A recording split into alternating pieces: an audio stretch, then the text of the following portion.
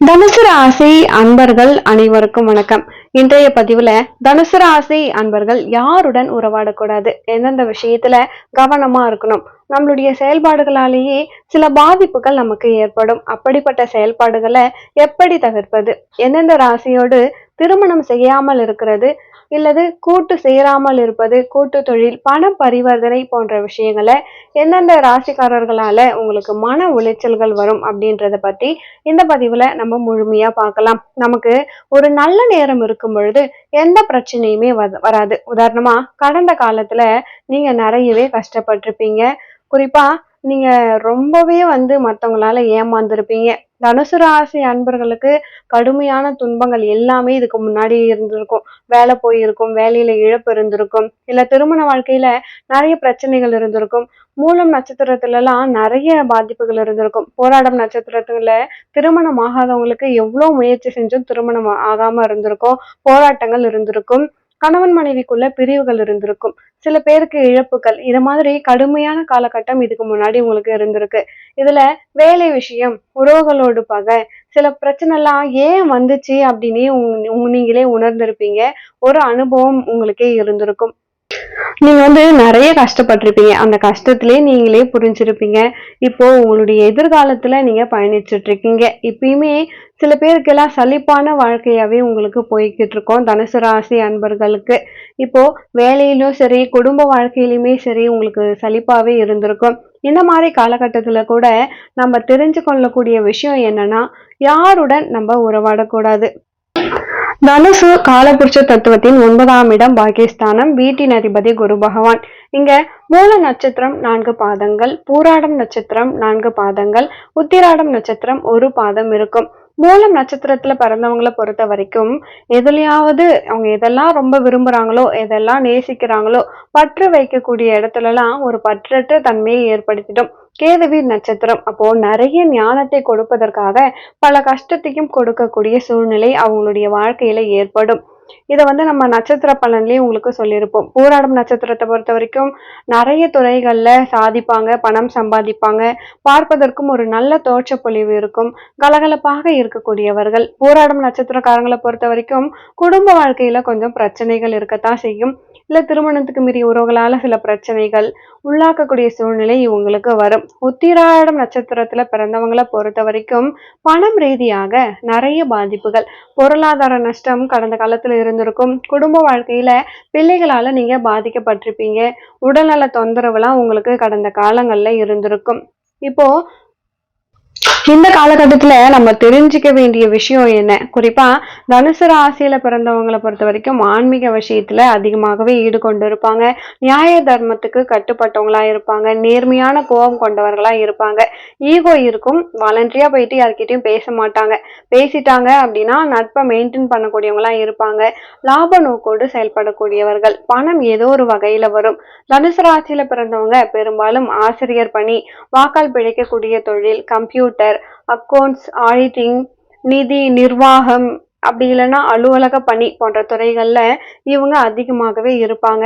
தனுசு ராசி அன்பர்களை பொறுத்த வரைக்கும் பொதுவாகவே ஸ்ட்ரெயிட் ஃபார்வர்ட், முகத்துல அடிச்ச மாதிரி எதையுமே பேசக்கூடியவங்களா தான் இருப்பாங்க. விமர்சனங்களும் நிறையவே பண்ணுவாங்க. விமர்சனங்களால பாதிக்கப்படக்கூடிய சூழ்நிலையும் இவங்களுக்கு இருக்கு.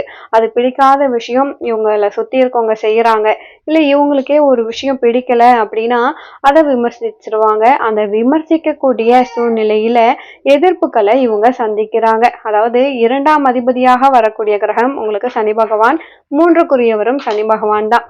நிறைய முயற்சி தடைகள் இருக்கும். கடுமையா முயற்சித்து கடைசி முயற்சியில தான் வெற்றி தொடரக்கூடியதா இருக்கும் தனுசு ராசி அன்பர்களை பொறுத்த வரைக்கும்.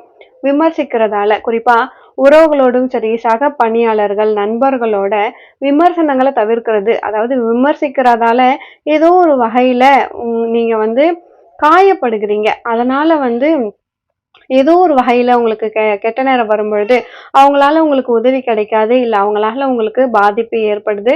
சோ அதிகமா யாரையுமே நீங்க விமர்சிக்காதீங்க. குறிப்பா தனுசு ராசிக்கு 7ஆம் அதிபதியாக வரக்கூடிய கிரகம் புத பகவான். புதன் தனுசுக்கு லக்னமா இருந்தா உங்களுக்கு பாதகாதிபதி. புதனை பொறுத்த வரைக்கும் நண்பர்களை நிறைய கொடுப்பாரு, காதலியும் கொடுப்பாரு. தனுசுல பிறந்தவங்களுக்கு ஏதோ ஒரு வகையில காதல் ஏற்படும். காதல் ஏற்பட்டு அது க்ளோஸா திருமணம் வரைக்குமே போயிட்டு ஸ்டாப் ஆகுறதுக்கு நிறையவே வாய்ப்பு இருக்கு. காதல் பிரிந்து அதுக்கப்புறம் ஒரு திருமணம் ஆகுறதுக்கு வாய்ப்பு இருக்கு. சில பேருக்கு காதல் சக்சஸ் ஆயிடுச்சு அப்படின்னா, காதல் சக்சஸ் ஆனதுக்கு பிறகு ஒரு மன வருத்தத்தோட பிரியக்கூடிய சூழ்நிலையோ, இல்ல மன வருத்தத்தோடு வாழக்கூடிய சூழ்நிலையோ அவங்களுக்கு இருக்கும். மேலும் இந்த தனுசு ராசிய பொறுத்தவரைக்கும் பார்த்தீங்கன்னா, திருமண வாழ்க்கையுமே ரொம்ப சிறப்பா இருக்கிறதுல ஏதோ ஒரு கான்ட்ரோவர்ஷியல் இருந்துகிட்டே இருக்க மாரி இருக்கும். எந்த பிரச்சனையுமே இல்ல, சண்டை போடவே இல்ல அப்படின்னா கூட, தொழில் காரணமாகவாது வாழ்க்கை துணைவர் ஒரு ஊர்லயோ, இவங்க ஒரு ஊர்லயோ இருப்பாங்க. கணவன் மனைவி ஆளுக்கு ஒரு ஊர்ல இருப்பாங்க. பிரிந்து இருக்கக்கூடிய சூழ்நிலை இருக்கும். அதே மாதிரி ஒரு ஈகோ கிளாஷ் இருக்கும். கணவன் மனைவிக்குள்ள நிறைய ஈகோ இருக்கும். நான் பெரியவன், நீ பெரியவன் அப்படின்ற மாதிரி. ஏதோ ஒரு வகையில யாரோ ஒரு ஆள் விட்டு கொடுத்து போனா மட்டும்தான் இந்த இடத்துல குடும்ப வாழ்க்கை சிறப்பா இருக்கும். அதே போல இவங்களுக்கு வரக்கூடிய வாழ்க்கை துணைவரும் நல்ல அந்தஸ்துள்ள இல்லைன்னா படித்தவராகவே இருப்பாரு. அவரால் ஆதாயங்கள்லாம் வரும். ஒரு பக்கம் ஒரு பாசிட்டிவான விஷயங்களும் இருக்கும். ஆனாலும் அந்த மிஸ் அண்டர்ஸ்டாண்டிங் திருமணத்துக்கு பிறகு பார்த்தீங்கன்னா, ஒரு அஃபைரோ ஒரு எதிர்பாலினத்தவரின் நட்போ வரும். அதனால பாதிக்கப்படக்கூடிய சூழ்நிலை எல்லாம் இருக்கு. திருமணத்துக்கு பிறகு வரக்கூடிய அந்த உறவில் நீங்க கவனமா இருங்க. இல்ல அந்த அவர்களுடன் உறவாடாம இருக்கிறது நல்லது. சப்போஸ் வாழ்க்கை துணைவரை இறந்திருக்கீங்க, டிவோர்ஸ் ஆகியிருக்கு அப்படின்னாலுமே இன்னொரு திருமணம் பண்ணிக்கலாம். செகண்ட் மேரேஜ்க்கான ஆப்ஷன் இருக்கு தனுசு ராசியில இருக்கவங்களுக்கு. உபய ராசி அப்படின்றதால கலஸ்திர தோஷமோ தார தோஷமோ உங்க ஜாதகத்துல இருந்தா செகண்ட் மேரேஜுக்கான ஆப்ஷன் இருக்கு. அப்படிப்பட்டவங்க ஒரு விருப்பப்பட்டு செகண்ட் மேரேஜ் பண்ணிக்கலாம். ஆனா ஒரு உறவுல இருக்கும் பொழுது இன்னொரு உறவு இருந்தா அது உங்களுக்கு பாதிப்பை ஏற்படுத்துங்க. ஸோ இத மாதிரி உறவாடாமல் இருக்கிறது நல்லது. அடுத்தது பார்த்தீங்கன்னா, கம்யூனிகேஷன தவறா புரிஞ்சுக்குவாங்க. நீங்க நேர்மையா தான் பேசியிருப்பீங்க. ஆனா, நியாயமான விஷயத்த தான் நீங்க சொல்லுவீங்க. ஆனா, குடும்ப விஷயத்துல கணவனுக்கோ, மனைவிக்கோ உங்களுடைய பேச்சு சரியா புரியாம ஒரு மிஸ் அண்டர்ஸ்டாண்டிங் இருந்துகிட்டே இருக்கும். அந்த இடத்துல நீங்க கொஞ்சம் கவனமா பேசுறது, கவனமா வார்த்தைகள கையாளுறது ரொம்பவே உங்களுக்கு நல்லது. பொதுவாகவே தனுசு ராசி அன்பர்களை பொறுத்த வரைக்கும் வீடு, வாகனம், வசதிகள்லாம் தானாகவே அமைஞ்சிடும் ஏதோ ஒரு வகையில. அதே போல பிள்ளைகள் மேல ரொம்பவே பாசம் வச்சு வளர்ப்பாங்க. ஒரு குழந்தையால, ஒரு பிள்ளையால ஒரு மன வருத்தம் இருந்துகிட்டே இருக்கும். ஒரு செலவுகளா இருக்கலாம், இல்ல பிள்ளைகளால ஒரு மன வருத்தத்தோடு இருக்கக்கூடிய சூழ்நிலையும் இவங்களுக்கு ஏற்படும். வயிறு சம்பந்தமான பிரச்சனைகள், உடல் நலத்துல சின்ன சின்ன பிரச்சனையும் இவர்களுக்கு ஏற்படும். அதனால நீங்க கொஞ்சம் கவனமா இருக்கிறது நல்லது. தனுசு ராசி பெண்களுக்கு முக்கியமா சொல்லணும்னா, பெண்களுக்கு பெண்களே எதிரி அப்படின்ற மாதிரி 6ஆம் அதிபதியாக வரக்கூடிய சுக்கிரன் தான் 11க்கும் வராரு. ஸோ தனுசு ராசியில பிறந்த பெண்ணா இருக்கீங்க அப்படின்னா, நீங்க வேலை பார்க்கக்கூடிய இடமா இருந்தாலும் சரி, ஒரு இடத்துல வாக்குப்பட்டு போறீங்கனாலும் சரி, அந்த இடத்துல பெரும்பாலும் ஆப்போசிட் ஜெண்டர்லாம் உங்களுக்கு கொஞ்சம் சப்போர்ட்டா இருப்பாங்க. ப்ராப்ளம் இல்ல. ஆனா பெண்களுக்கு பெண்களே எதிரின்ற மாதிரி நீங்க வேலை பார்க்கக்கூடிய இடத்துல இருக்கக்கூடிய சக ஊழியர் உங்களுக்கு பெண்ணா இருக்காங்க, இல்ல உயர் அதிகாரி பெண்ணாக இருக்காங்கன்னா, அவங்களால உங்களுக்கு இடைஞ்சல்களும் பாதிப்புகளும் வரும். அவங்களாலதான் உங்களுக்கு பிரச்சனையே இருக்கும். அங்க ஏதோ ஒரு வகையில உங்களுக்கு தொல்லைகள் இருக்கும். அடுத்தது உங்களுக்கு மேலதிகாரியாக இருக்கக்கூடியவங்க கிட்ட நீங்க சமரசம் பண்ணிக்க மாட்டீங்க. அவர் பெரியவரா நான் பெரியவரா அப்படின்ற கிளாஷ் வரும். அப்போ மேலதிகாரிகளோடு உறவாடும் பொழுது நீங்க கவனமா இருக்கணும்.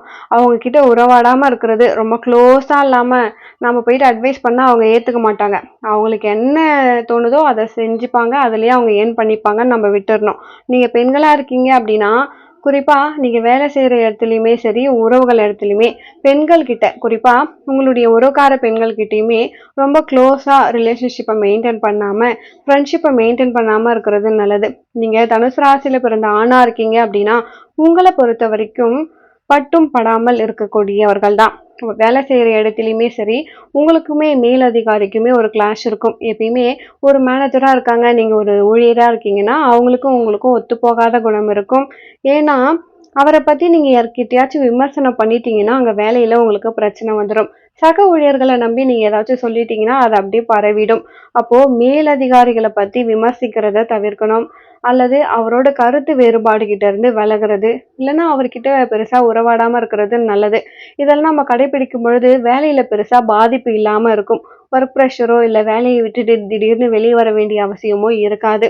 அதுக்காக தான் நம்ம இதை சொல்றோம்.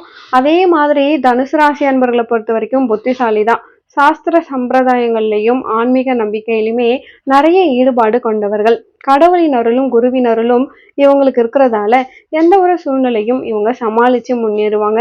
பொருளாதார ரீதியாக ஏதோ ஒரு வகையில சாதாரணமா பிறந்தா கூட நல்ல டெவலப்மெண்ட் ஆகி 4 பேர் மதிக்கக்கூடிய தன்மைக்கு வரக்கூடிய வாய்ப்பு தனுசு ராசி அன்பர்களுக்கு உண்டு. இப்போ அதே போல உங்களுக்கு 7ஆம் அதிபதியாக வரக்கூடிய கிரகம் பார்த்தீங்கன்னா புத பகவான் காதலை கொடுப்பாரு. ஏதோ ஒரு காதல் வந்து அந்த காதல் ஃபெயிலியர் ஆகக்கூடிய வாய்ப்பு இருக்கு. இல்லைன்னா காதல் திருமணம் ஆனாலும் பாதிப்பு வரும். நண்பர்கள், உறவுகள், குறிப்பா இந்த கூட்டாளிகள், தனுசு ராசி அன்பர்களுக்கு பொறுத்த வரைக்கும் கூட்டு தொழில் ஆகவே ஆகாது. கூட்டு தொழில் பண்ணாதீங்க. கூட்டாளிகளோடு பெருசா உறவாடாம இருந்தாலே உங்களுக்கு பெட்டர். நண்பர்களும் அதேதான். நண்பர்களால பெருசா ஆதாயம் இருக்காது. இல்லைன்னா அவங்க கூடயும் சில நேரத்துல கருத்து வேறுபாடுகள் நிறையவே வரும். நண்பர்கள் வாழ்க்கையில அவசியம்தான்.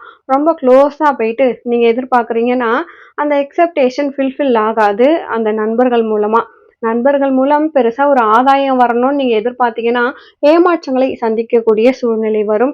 வாழ்க்கை துணைவரால ஆதாயங்கள் இருந்தாலுமே கூட உங்களுக்கு வாழ்க்கை துணைவரிடம் ஒரு கருத்து மோதல்கள் இருந்துகிட்டே இருக்கும். தனுசு ராசி அன்பர்களை பொறுத்த வரைக்கும் வெளியூர் வெளிநாட்டுல பணிபுரியக்கூடிய சூழ்நிலை இருக்கும். தந்தை மேல பாசம் அதிகமாகவே வச்சிருப்பாங்க. தந்தையின் நேசம் இருக்கும், தந்தையின் அன்பு பாசம் இருக்கும். ஆனா தாயாரோடு கொஞ்சம் கருத்து வேறுபாடு வரக்கூடிய வாய்ப்பு இருக்கு. மேலும் இவங்க எந்தெந்த ராசியை திருமணம் பண்ணாம இருக்கிறது நல்லது அப்படின்னா, குறிப்பா தனுசு ராசி அன்பர்களை பொறுத்த வரைக்கும் ரிஷப ராசியை அவாய்ட் பண்றது நல்லது. ஏன்னா சஷ்டாங்கம், அதனால ஒரு ஈர்ப்பு வரும். சப்போஸ் திருமணம் பண்ணிட்டீங்க அப்படின்னா திருமணத்துக்கு பிறகு பாத்தீங்கன்னா ஒரு கருத்து வேறுபாடோடயே இருக்கும். சப்போஸ் உங்க ஜாதகத்துல எந்த கலஸ்திர தோஷமோ, உங்களுக்கு எந்த தோஷமும் இல்லைன்னா நீங்க பிரியாம இருப்பீங்க. ஆனா ஒரு மிஸ் அண்டர்ஸ்டாண்டிங் இருக்கும் வாழ்க்கையில முதல் பகுதி. கல்யாணம் ஆன 7 வருஷம் கஷ்டமா இருக்கும். அதே போலதான் தனுசு ராசிக்கு, அதாவது நெருப்பு ராசி அப்படின்றதால காற்று ராசி இருக்கும். அந்த வகையில மிதுன ராசி, கும்ப ராசி, துலாம் ராசி காரங்களெல்லாம் ஏதோ ஒரு வகையில உங்களோடு ஒரு உறவாகவோ, திருமண பந்தமாகவோ, இல்ல நண்பர்களாகவோ, காதலனாகவோ காதலியாகவோ இருப்பாங்க. இவங்களால மன உளைச்சலும் இவங்களுக்கு ஏற்படும். ஏதோ ஒரு வகையில கருத்து வேறுபாடும் இருக்கும். ஆனா நன்மையும் இருக்கும். இவங்களின் கர்மாவடி பார்த்தா அவங்களோட தான் சேரணும் அப்படின்ற மாதிரி விதி இருக்கும்.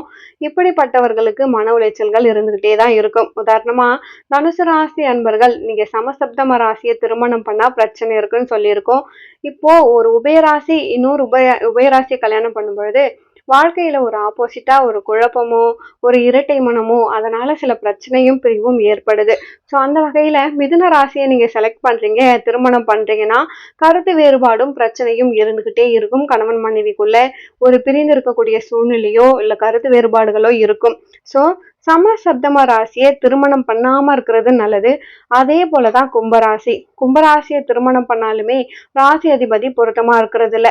அந்த வகையில பாத்தீங்கன்னா திருமண வாழ்க்கையில ஒரு ஆப்போசிட்டான கருத்துக்களால ஒரு டிஃப்ரெண்ட் டைப் ஆஃப் ஒப்பீனியனால மிஸ் அண்டர்ஸ்டாண்டிங் இருந்துகிட்டே இருக்கும். துலாம் ராசியும் தனுசு ராசியும் மேரேஜ் பண்ணலாமானா கூட ஏதோ ஒரு வகையில ஒரு ஈர்ப்பு இருக்கும். நண்பர்களாகவோ காதலர்களாகவோ திருமணமே ஆகுதுன்னா கூட ஒரு கருத்து வேறுபாடு இருந்துகிட்டே இருக்கும். மற்றபடி உங்களுக்கு திருமணம் பண்ணக்கூடாத ராசினா மிதுனம், ரிஷிபம், கும்ப ராசி, கன்னி ராசியும் இவங்க தவிர்க்கிறது ரொம்ப ரொம்ப நல்லது. அதே போல இவங்களுக்கு விருச்சிக ராசியும் தவிர்க்கிறது நல்லது. சஷ்டாங்கமாக வரக்கூடிய ராசி. ஸோ விருச்சிக ராசியும் தவிர்க்கலாம்.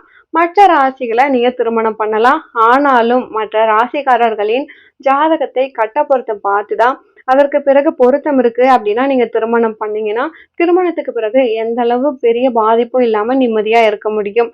இதெல்லாம் நம்ம பொது பலனா வாழ்க்கை பலனா சொல்லியிருக்கோம். ஆக இந்த பதிவு தனுசு ராசி அன்பர்களுக்கு ரொம்பவே பயனுள்ளதா இருந்திருக்கும். மேலும் உங்க வாழ்க்கையில நீங்கள் சீரும் சிறப்போடும் செல்வ செழிப்போடும் வாழ நானும் இறைவனை பிரார்த்திக்கிறேன். இந்த பதிவு பிடிச்சிருந்தா மறக்காம என் சேனலை சப்ஸ்கிரைப் பண்ணி வச்சுக்கோங்க. நன்றி.